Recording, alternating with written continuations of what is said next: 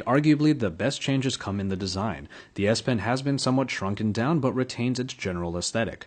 The Note 3 might take on a narrower, thinner, and lighter profile than the Note 2, making it even easier to handle in the hand, but it is in the material choice that many people might find something to really like.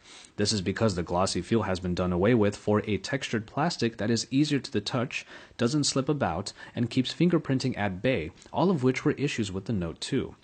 Essentially, we see the next step in the Note evolution, and this may be a welcome one that hopefully makes it to other Samsung devices. Yes, the Note 3 is lighter and, even if somewhat subtle, provides an overall better handling experience. It is balanced, and though two-handed operation is used here, throwing the Note 3 around in one hand is definitely easier this time. The Note 3's screen improves in its bezels, making its screen 0.2 inches larger than the one found in the Note 2. And since the Note 2, Samsung has gotten even better at its display game with the Galaxy S4 and now the Note 3. Those bezels are nice and thin, adding to the screen's overall real estate. Whereas the Note 2 originally had a 1280 by 720 resolution screen capable of 267 ppi, we now have a 1080p screen on the Note 3 capable of 388. It is truly an upgrade that echoes the success of the Galaxy S4 screen in a larger form factor. Under the hood, the Note 3 will come with either the Snapdragon 800 at 2.26 GHz or the Exynos octa-core that typically doesn't get much play in the West.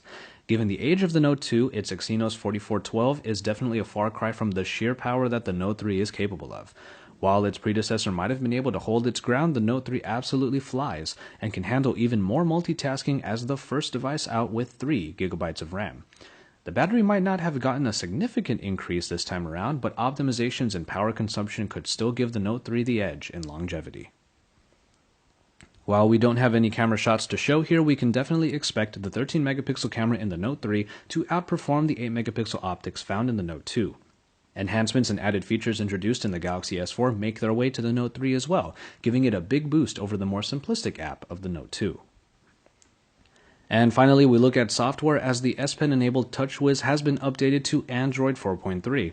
This brings along with it the new navigation options originally found in the Galaxy S4, while adding new functions to the S Pen. Air Command helps you to streamline the S Pen experience, and new ways of using the pen like Action Memo, enhanced scrapbooking, and even a full device search program really bring this new version of the smartphone into the limelight.